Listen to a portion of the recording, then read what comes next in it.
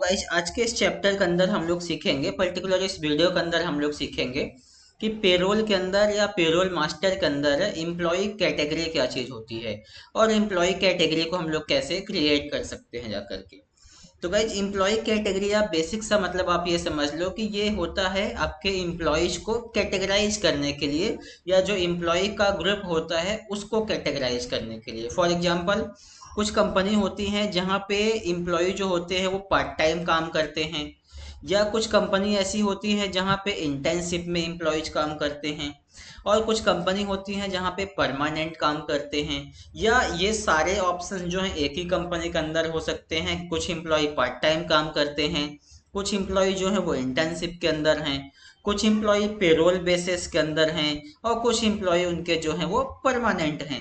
तो इन्हीं सब चीज़ों को कैटेगराइज करने के लिए कौन सा एम्प्लॉय परमानेंट है, कौन सा एम्प्लॉय इंटर्नशिप में काम कर रहा है, कितने एम्प्लॉय कौन से एम्प्लॉय पार्ट टाइम में काम कर रहे हैं, तो इस टाइप की हम लोग क्या करते हैं कि एक कैटेगरी ही बना देते हैं, एम्प्लॉय कैटेगरी जिसको बोला जाता है।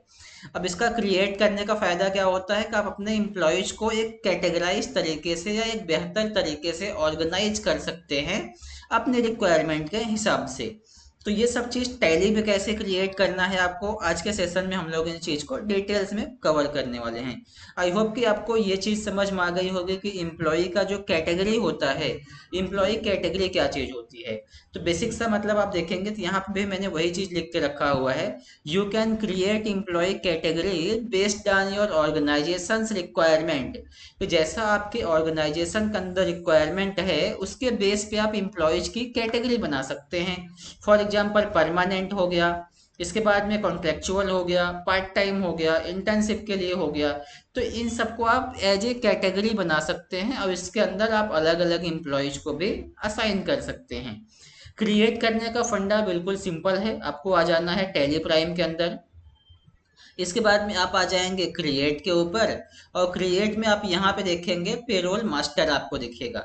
मे बी अगर पेरोल मास्टर आपका नहीं दिख रहा है तो आपको क्या करना है कि F11 प्रेस करके सबसे पहले आपको अपना पेरोल मास्टर इनेबल कर लेना है, और उसके बाद आप यहाँ पे आ जाएंगे।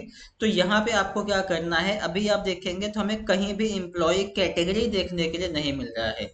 तो सिंपल आपको क्या क्लिक कर लेना है, यहाँ से शो मोर के ऊपर क्लिक कर लेना है। अब जैसे आप शो मोर पे क्लिक करोगे तो अब आप यहाँ पे देखोगे कि आपको एम्प्लॉयज का कैटेगरी भी देखने के लिए मिलने लगता है, कि आप यहाँ से अब अपना एम्प्लॉय का कैटेगरी जा करके क्रिएट कर सकते हैं। तो हम लोग यहाँ से क्लिक करेंगे एम्प्लॉय कैटेगरी के ऊपर, और फिर यहाँ पे कैटेगरी हम लोग प्रोवाइड कर सकते हैं। फॉर एग्जाम्पल अगर हम लोग मान लो परमानेंट रख रहे हैं तो यहाँ पे एक हम लोग बना लेते हैं परमानेंट के नाम से, और इसको यहाँ से सेव कर देंगे। और ऐसे ही मान लो कुछ इंटर्नशिप में है तो हम लोग उसके लिए भी यहाँ पे क्या कर सकते हैं कि एक इंटर्नशिप नाम का भी एक ग्रुप बना लेते हैं, एम्प्लॉय कैटेगरी बना लेते हैं, और फिर ये भी हम लोग यहाँ से इंटर इंटर करके सेव कर लेंगे।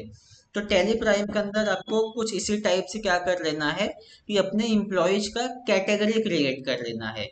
देन कैटेगरी क्रिएट करने के बाद में आपको जरूरत पड़ेगी ग्रुप क्रिएट करने की, जो कि मैंने लास्ट वीडियो के अंदर ही आपको बता दिया था ग्रुप कैसे क्रिएट किया जाता है।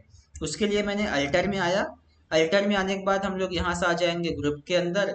तो मैंने लास्ट टाइम ये दो ग्रुप क्रिएट किया था, मार्केटिंग का और सेल्स टीम का।